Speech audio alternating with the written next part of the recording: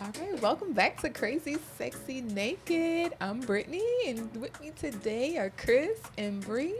Today we're going to be talking about one of the most common and preventable skin issues. The most common and preventable skin issues is folliculitis and ingrown hairs that we deal with and see All the time. all the time. I think people just get so not accustomed because it's something, but they feel the need to be perfect, and like when they see these things pop up, it's just an alarming concern that it triggers within them. It makes them self-conscious, and they shouldn't be. Yeah. Right. So it's like nothing wrong with you. Let's see what you got going on. Right. So yeah, how often do you see it, Bree? Me personally, I feel like I get like a lot of ingrowns, and I don't exfoliate like I'm supposed to on a regular. So like I can see why it happens. I feel like I see it a lot, even like with my clients too as well. What about you, Chris? I see it pretty often also Yeah. for myself and my clients. But I try to, tell them that it's not abnormal. It's actually very normal. Most clients, like that's like a thing that most of my clients experience. Even if it's one, it's pretty normal. You're not dirty or anything. Right. Don't think that, guys. Yeah, you're not dirty, but we are hypocrites because we preach like all day long. We are. Like, hey, you need to exfoliate. And you need to Right. become consistent. Yes. And I feel like as the esthetician, as a beautician, as a cosmetologist, like the beautician, their hair is never really done. Right. Like we kind of fall in that same category, that same Right. boat because we don't consistently. We just Do like what so we're supposed to do. busy and Right. keep going. But yeah, same. I definitely know when I need to exfoliate. Like, you know what? I need to exfoliate. You can feel it. I mean, Yeah, your you do. hair tells your skin, and your hair tells you when it's time to exfoliate. You feel it. Oh, So, yeah. yeah. Yeah, so what are some things? I think that the client's like, okay, so now I have this situation going on. What can I do about it to resolve it? What do you tell them, Bree? What do you tell your client? Honestly, I just tell them to make sure that you're exfoliating on a regular. I also recommend like some ingrown serums that they can use. No tight clothes for like right after wax, of course. It's not going to the gym, and sweating because that can also build it up as well. Really, like just like no friction, like like tight friction almost. Yeah. Yeah.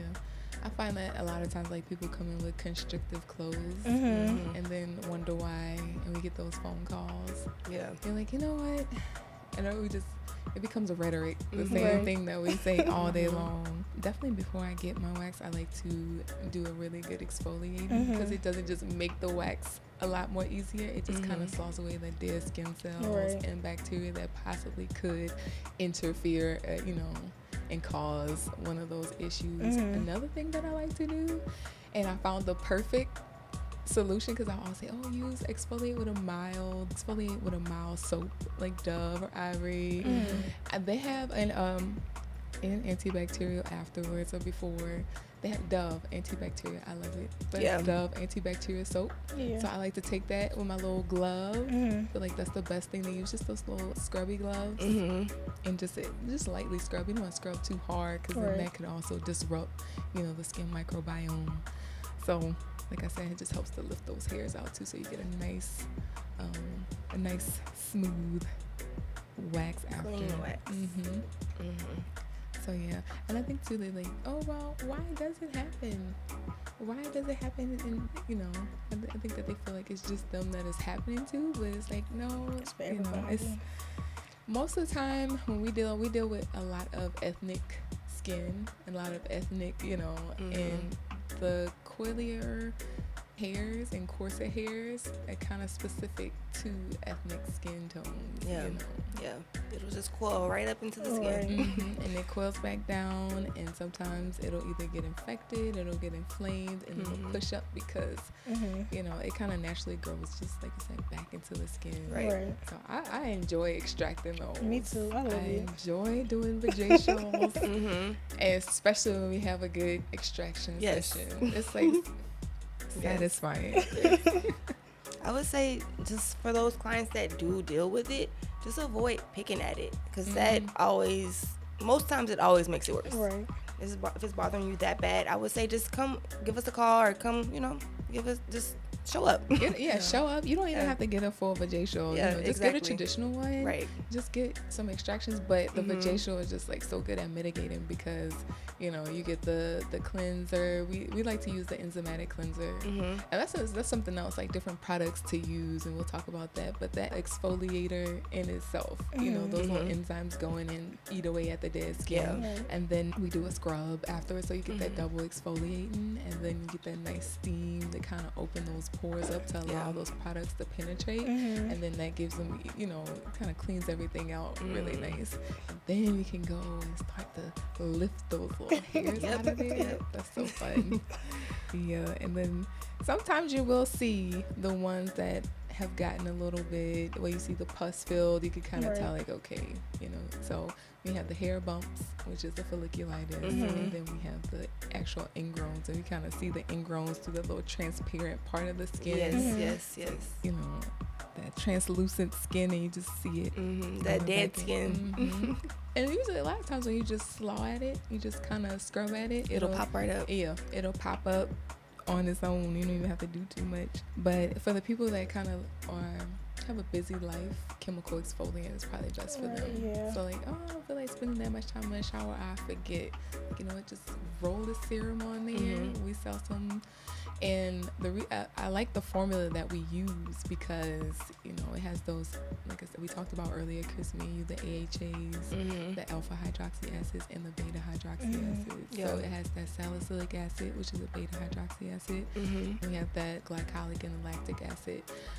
I like that it uses all three because the lactic and glycolic acids are really good for just retexturizing that skin. And it's going to help to smooth the skin out, just, give it a nice texture. But it does help to exfoliate it, but not in the way like salicylic acid does. Right. Gets in those pores. Yeah, it penetrates deep, and it just helps to clean those pores out, but it's going to also lift that hair out of the pore. So when you put them all together, you get like this powerhouse effect. And I think that's what, the clients, they like that. Like, hey, it works fast. So we're not selling snake oil. Right. When I looked at, I saw that as selling snake oils. So yeah, I do like that. A lot of people, they want to know, like, how do I have it? Like, what's the indication of this? Because they could be thinking of something else. Like, what do they present as? What do you think they look like? Well, what do you notice them to look like? Thing that I observed, like just like you said, it's like you see that thin piece of skin over a hair. You'll see a hair right under the skin. You'll know, okay, ingrown. Let me get that. The hyperpigmentation too that you can notice too, that's indicating that that it's there and stuff like that. Yeah, I think the small little clusters of pus-filled bumps. Yeah, that's another indicator, and they're not specific to any one localized area. You can get it in your pubic region. You can get it on your underarm. You can get it around your hairline. You get it. Chin area. Your chin area. I see that a lot too. Yeah. And I feel like a lot of women who deal with facial hairs, they get really insecure because it does mess with the way your makeup, goes on. So it's like, that's a very difficult area to see. So it's like, just come in and have us, because if you just picking at it and you tweezing at it, you pinching at the skin, and that skin becomes tougher and it becomes hyperpigmented, darker, and bumps, and or just texture issues overall. And then we have another problem, right? But I do notice, like, when the women who have coarser chin hairs, when they come on a consistent basis, that just kind of it goes away, and the skin, you start to notice it gets softer. Yeah. One thing I do want to say is, like, those clients that do deal with ingrowns or folliculitis or anything like that of that sort is normal, but don't pick at it. It always makes it worse. Like, it'll either emphasize. Yes, it'll make it like that one specific one that you have. It'll make it bigger, or it'll make it reoccur. Right. Okay, so say that one more time for the people in the back. Yes. Don't pick. Do not pick. Right. And a lot of them, like, they don't clean their hands too well either, so it's just like they going straight there with like dirty fingernails. You don't know what's underneath them and stuff like that. And they like to touch. Right. Like, after they want to feel the skin. Right after. Your hands have so much bacteria. Right. Your nails do too. Like, even though your hands are clean, you still have bacteria, microbacteria that live in your nails. Lord, a lot of people too are like, okay, well, I'm getting a different type of hair bump.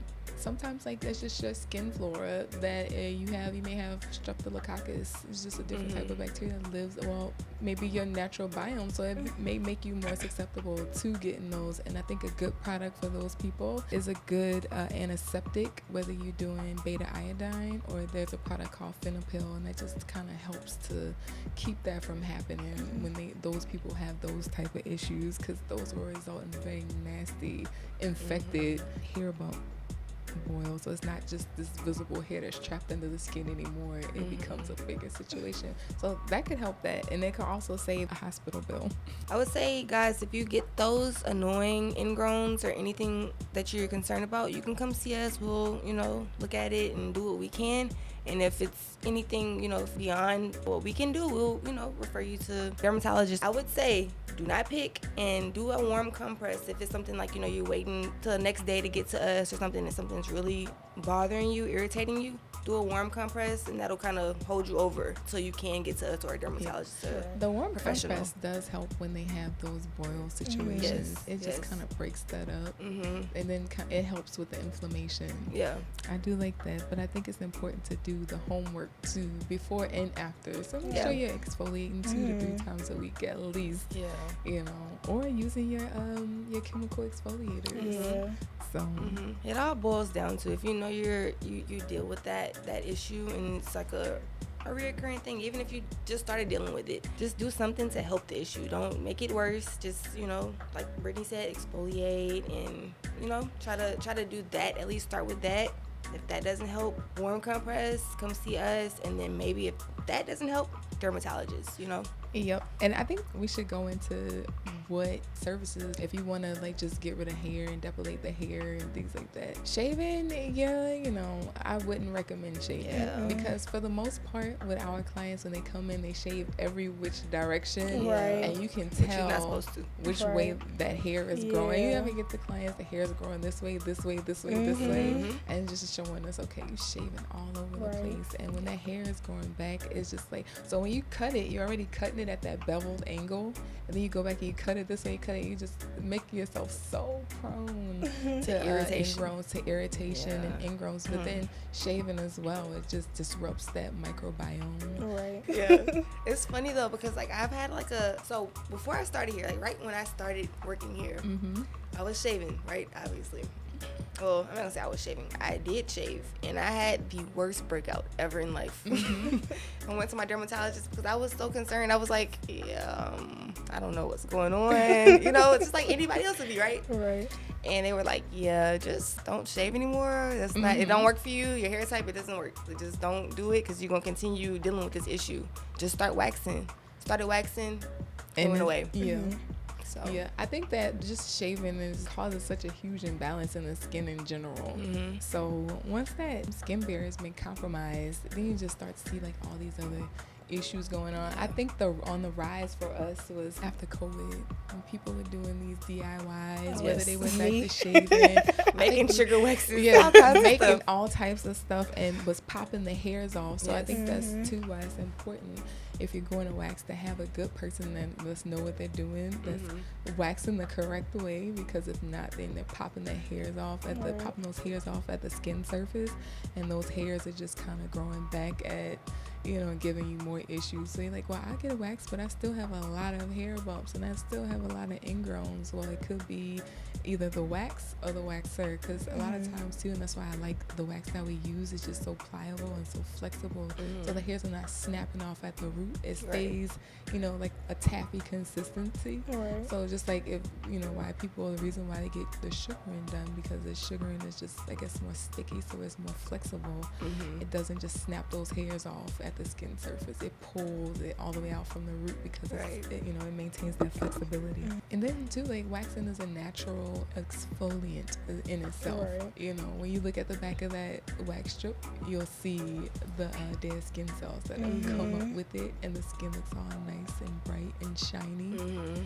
So that's why waxing for me will always be my go-to.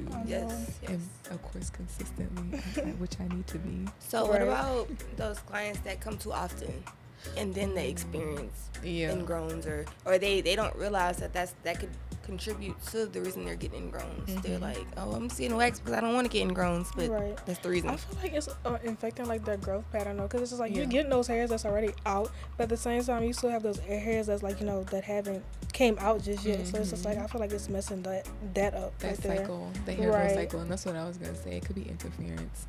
Interference with the hair growth cycle. So I agree with that. Yeah, I do experience those clients that do come pretty often, and they'll be wondering why. So that's another thing, guys. Just try to, I would say, at least a month.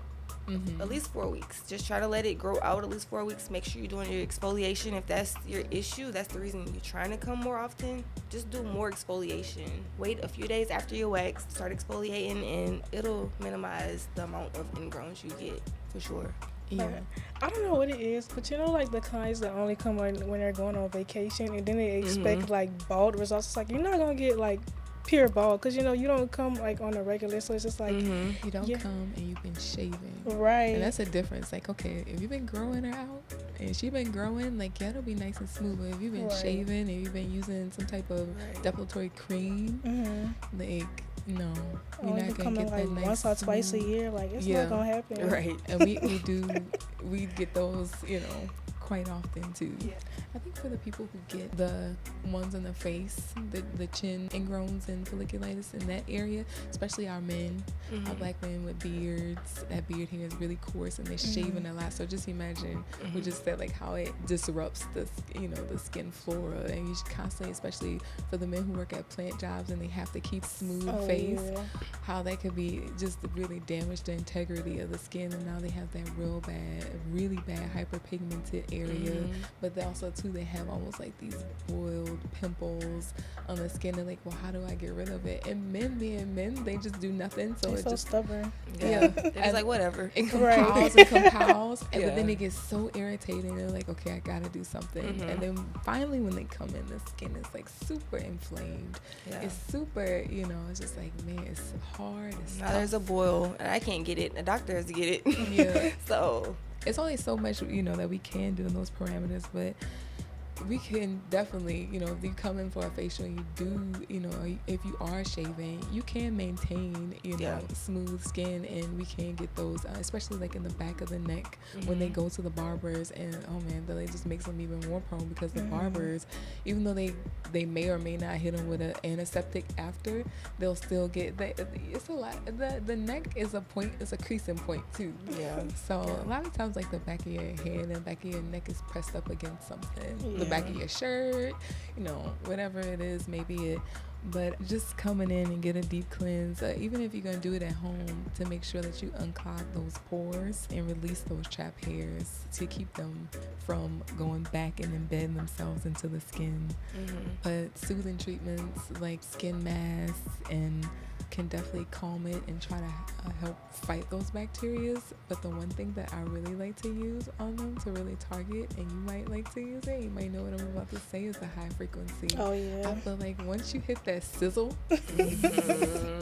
like that just helps to fry those the not just the bumps itself, but it just like fry those pores and follicles, and just to help kill that bacteria. You can smell the ozone when it happens, and that's my favorite. So I know that sounds weird, but no, but you can. No, but it does smell good though. It's like you smell it working. But then too, it's like a noticeable difference. And then I do like to double back on that and do the light therapy. So you know, when you hit it with that red light, just to kind of flatten that skin, but the blue light, I like to mix them together. Kind of get that purple light. You get that blue light that kills the bacteria. The red light that hits that inflammation. Like, so you get that a good phototherapy in there too, after the high frequency, after the mask, and sometimes while the mask is even sitting, you can do it. So I do like that. Niacinamide is actually really good. It's like a favorite one that is just kind of being talked about a little bit more, just for those dark areas too, to kind of help clear them up and brighten the skin up a little bit faster, especially the ones that's underneath the chin. So I feel like it works even more because it's not a hormone influenced area. Like our pubic areas and under the arms with deodorants and things like that. So you don't really see the browning, you know, under the neck. So you can see it almost like an instant eraser happening, you know, and it lightens up. with every treatment, so I like that. But J-shows are so important again, because especially like for the people who come once a year, that's coming for the vacation, you know, if you want the full shebang and you want to be smooth and you know you're gonna wear it out, like she got to get the full treatment. You can't just, you know, shaving too. You just have to shave way too often. It becomes a daily routine. And just imagine putting your skin under that trauma every day of shaving. You know, those micro incisions being made in the skin, bacteria hopping in there. You doing it again. You touching it's like, even if I am cleaning my razor somehow, it's just like still that possibility, like what if like I'm just cutting my skin and there's bacteria on my razor, like no. And then not just bacteria, you have something disagreeable like your detergent that you just washed your clothes in, you know. So I just overall that's another reason why I would opt for waxing over shaving. And I would say, guys, just make sure if you are prone to ingrowns as well, try our serum. Our serum is really good. Like I see their results. And like, not just for them, I use it on myself. I'm using it everywhere. I use it bikini area, underarm, using it on my face. Underarm, I do use it on my face. It's just like a really nice exfoliant. How often do you use it? So on my face, probably once a week, just because that salicylic acid could be a little bit harsh, but start to see the skin slowing off, so I don't want to be flaky all the time. But like I said, that salicylic acid could be a little harsh, and going into my 40 era, I'm kind of just mindful of you know, the harsher acids. Now I do like a good acid though, so the peeling, that's to be expected with a chemical exfoliant. That is to be expected. But once you get into the shower and you kind of slaw away at it with a towel, it goes away on its own. I think that some people feel like, okay, I need to add a moisturizer on top of this. Like, please don't. You know, if you're gonna do something lightweight. But to go in and add Bath and Body Works, that's just too much. Out of all things, all the fragrance, out of all the things, it's too fragrant. It's too much. You don't know what all they putting in that stuff. So you have to use something lightweight with CeraVe, something very lightweight. And I have one more thing, guys. Friends, please. Tree Hut. Yes. Tree Hut. My God. They love Tree Hut. They love some Tree Hut. Do not use that. Maybe your arms, your legs, something maybe. Not your Brazilian area, not your underarm. Please, guys, do not. I tell my sister all the time, like, she does not listen to me at all. Like, at first, like, she told me, all I do is wash my face with water. I'm like, Jai, what's wrong with you? Like, why would you just... So I'm telling her, like, giving her a whole routine. So then she was telling me what she was exfoliating with, and she was like, Tree Hut. She was like, I use it on my face, too. I'm like, girl, like, please, just stop talking to me. Oh, my God. You can use it. I think the only place I would use Tree Hut is on my feet and my legs. Right. My feet is crazy. Leave the tree at the hut. Please. Like, I know it smells good, but y'all, please. They do put a lot of inorganic ingredients in that stuff, and it's just, it could be really harsh too on the skin, in my opinion. And I see a lot of adverse reactions to it. So in all, waxing is just better than shaving.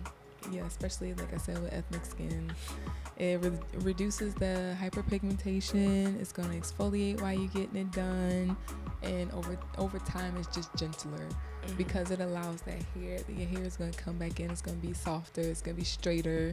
You don't get that coarse, coily hair that we see if we shave. Especially, I don't know why it's like when you shave, the hair almost comes back double. It seems like a double hair comes behind it. It's like real dark. But waxing should just minimize the appearance of those bumps and the ingrowns if you do your homework as well. But a takeaway is folliculitis, hair bumps, ingrowns, it's just something that's common. It's nothing to be embarrassed about. And with the right home care, some professional help when you need it, if you need it, you can definitely just get it cleared up. And keep it at bay. So that's it. Stay confident, y'all. Don't let these little things derail you. And I think that's curable. It is. Thank y'all for watching, and stay tuned. Bye, guys. Bye. Because none of the products that were mentioned in this podcast today were sponsored. All right, be sure, guys, to like, comment, and subscribe.